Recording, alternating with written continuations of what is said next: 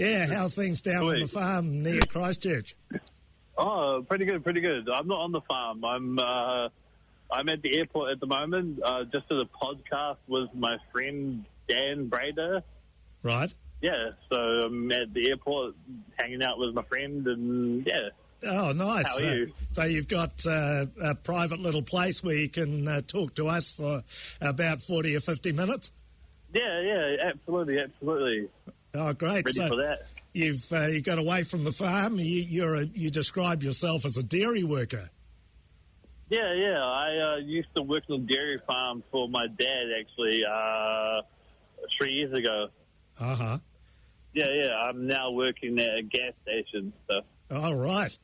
Well, it'd be chilly weather to be working at a gas station. Yeah, it would be. So, how were you? How did you feel about your performance at the Nelson Fringe Festival? I did pretty good at it. It was really good for, I think, my first time doing a show like that hour long. And, I think I really enjoyed it, and I got a good reception. So, yeah. Yeah. And I gather you've, there's been another little, what can we say, achievement in your life. Nathan, you're part of the what's called the Daisy Chain Trust. Yeah. I've just recently been announced as an ambassador for them. They're a really good charity, suicide prevention charity in Christchurch, and they do a lot of stuff. They give, food pass to the people. They can contact them, and they'll be happy to contact you back and talk to you. And they just genuinely want to help out people, and I thought I want to jump on that bandwagon and help out people as well. So you've been appointed to their trust, have you? Yeah, as an ambassador. So. Oh, brilliant! So what are you going to be? What are you going to be campaigning on? I don't know, just trying to help them out, I guess, and yeah. Yeah, that's pretty good. Well, I mentioned Gareth Edwards in the introduction. I'm not sure whether you heard our introduction on the show this afternoon, but Gareth is a comedian. Did you meet him at the Nelson Fringe Festival? Yes. I met him at Nelson Fringe Festival, and I also met him last week where we talked about stuff, and he's got some things in the pipeline he wants to explore with me. And, so that's pretty cool. Right. And, he's a real good dude, and I really love him, and, Oh, that's great. Well, he's a man who's not shy to talk about his mental health, and it sounds as though you've been pretty open about subjects like suicide and depression. How have they impacted your life? How has it impacted my life? Quite a bit, eh? Like when I was growing up, my mum kind of suffered from depression and, her own mental health, and that was my first, I think, introduction as a kid into mental health. And then I later on, after my brother passed away, I kept sweeping things under the rug. And I think I probably mental health back when I was a teenager, but I kind of didn't really bother to go and check up about it. Yeah. And so, last year, halfway through last year, I was like, I'm going to see a counsellor and, talk about this stuff. And it raised to the surface my mental health issues, and it made me more depressed and more down in life to the point where I was like, I need to go and see, a doctor. And he kind of was like, you got severe depression. And, that's kind of So how it started. It was diagnosed, sort of officially diagnosed. How long ago was that, Nathan? Last year, halfway through last year, yeah. Right. And from that point on was it kind of affected my friendships and kind of, affected my sleep patterns and, and I just felt like it was a struggle to do quite a lot of things and, it's very hard for me not to go back to your comment about your mother, because my mother, when I was living in Christchurch, and this is going back probably 50 years now, but my mother was very unwell, and she used to disappear every Friday. Mind you, sometimes we had to sort of assist her down 100 steps on Scarborough Hill and get her into the car, or sometimes we had to get her into an ambulance because she so objected to where she was going. And I didn't understand really any of this, what was happening, but I'm sure it had a huge impact on my mental health. And of course, some days she wouldn't return, and she may not return for lots of days, and then I'd find that she was in Sunnyside Hospital, which I believe is now called Templeton. So, if you wanted to talk a little bit more about that early experience, I think, it was certainly a very considerable experience for me. Yeah, I don't know. It's kind of like, to me, I think my mum didn't really have that problem.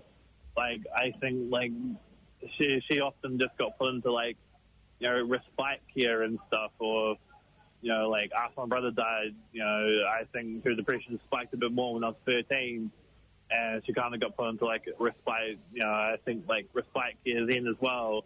And that's kind of the only time that my mum kind of was away from me. I never had the issue where she would have to go in the hospital or anything, or right.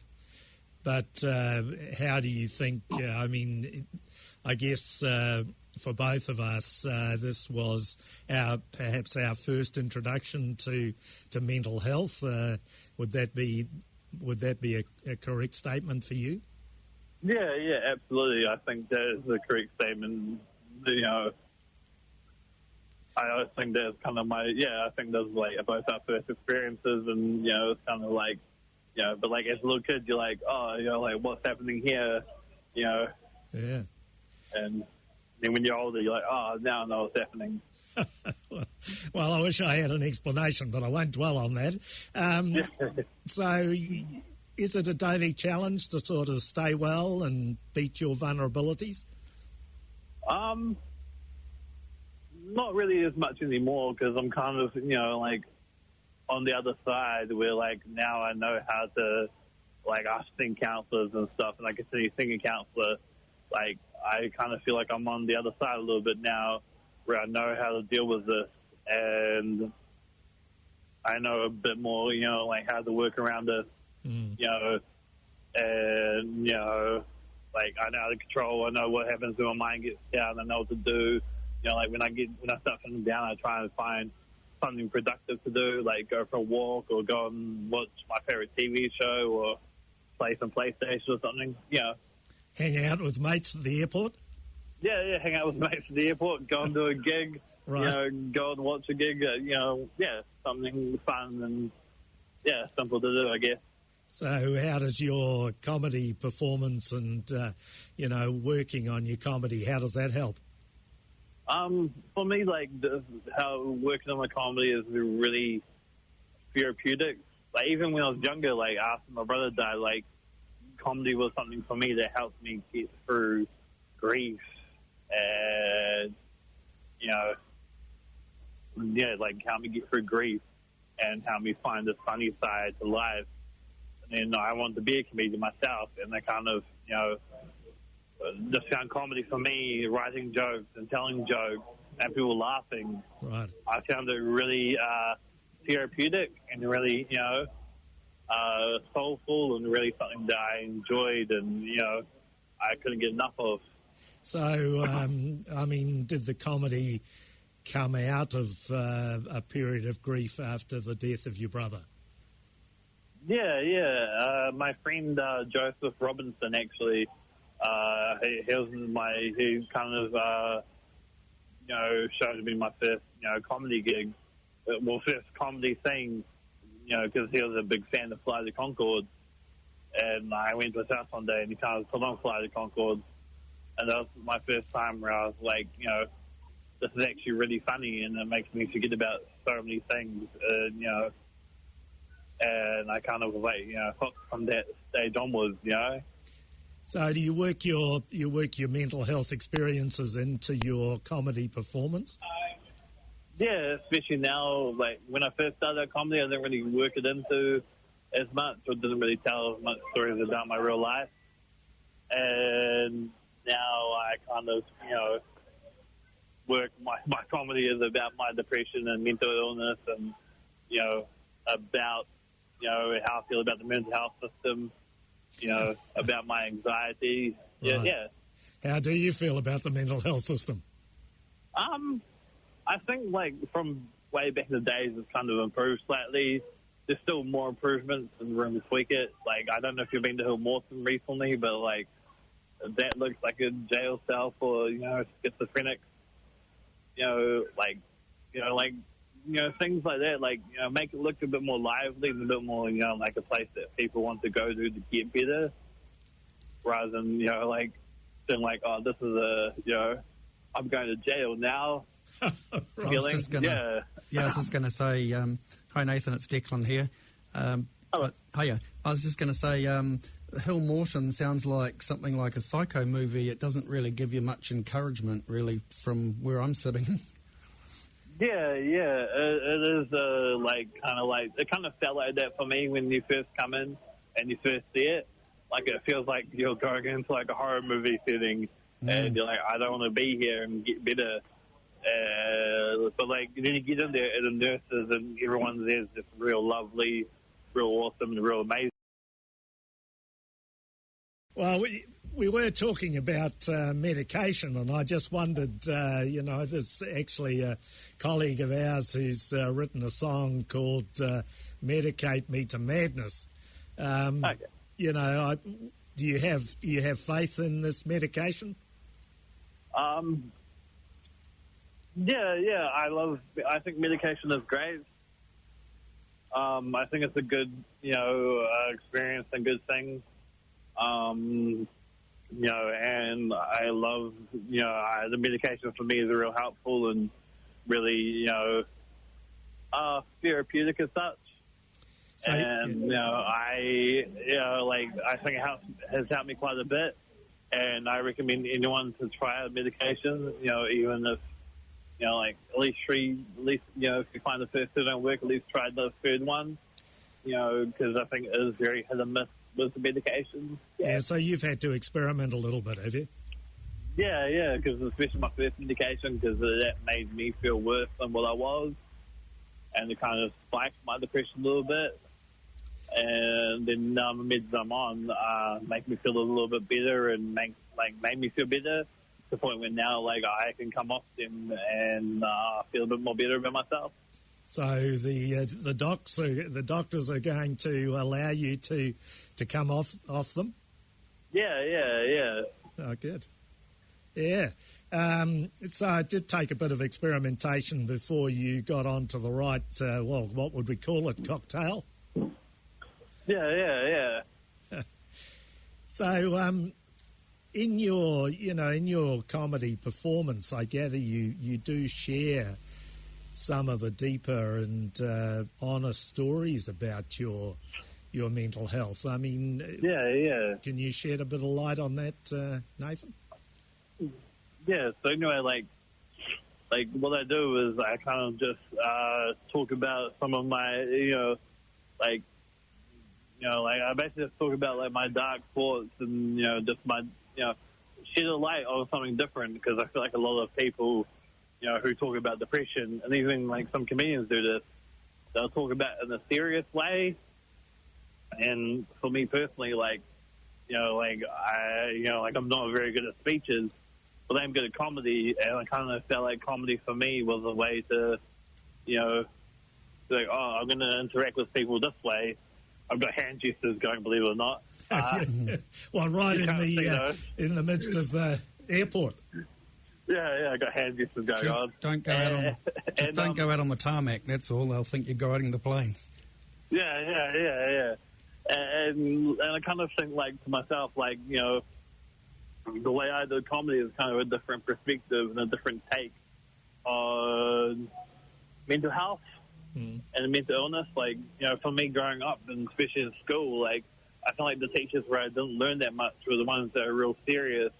And there's some people learn from that. For the same reason, like, when you tell a joke or when you tell a joke about something, you know, like, more people are like, oh, did you hear this joke? And it kind of brings up a conversation about it, you know, which I think is a good thing. So and also, like, you know, when teachers joked around about stuff, like, to me, like, I learned more from that, you know, than from serious teachers. So are you saying that your comedy sort of inspires a conversation about mental health? Yeah, I think it does, and just sort of a little bit more. Like, and I think people also help, you know, be like, oh, actually, we can laugh at this. You know, not only is this dark, but we can be like, oh, there's a light side to this as well.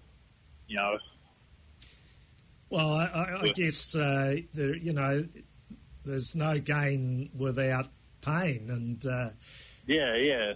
When we have some pain, I think we gain a bit of awareness, a bit of understanding, a bit of wisdom. Do you sort of convert that into your comedy performance? Yeah, I try and do that. You know, like, I try and insert that wisdom and insert that into my performance, and, you know, try and, you know, like, hey, look, you know, this is what depression is about, but I'm coming up to you and joking about that. You know, like, that's why I like my show, you know, like, at the end, you know, like, because some people might find it offensive that I've joked about certain things.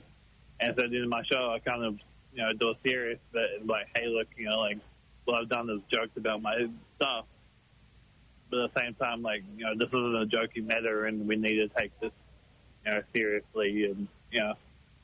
How hard was it to come and do that when you're still going through that grief, to be able to stand up in front of all those people, particularly when you were saying that it was hard to get up and do public speaking, which I think everybody's experienced. But I'm just wondering, how easy or hard was it to actually get up there and get into that comedy line when you're still going through that grief process?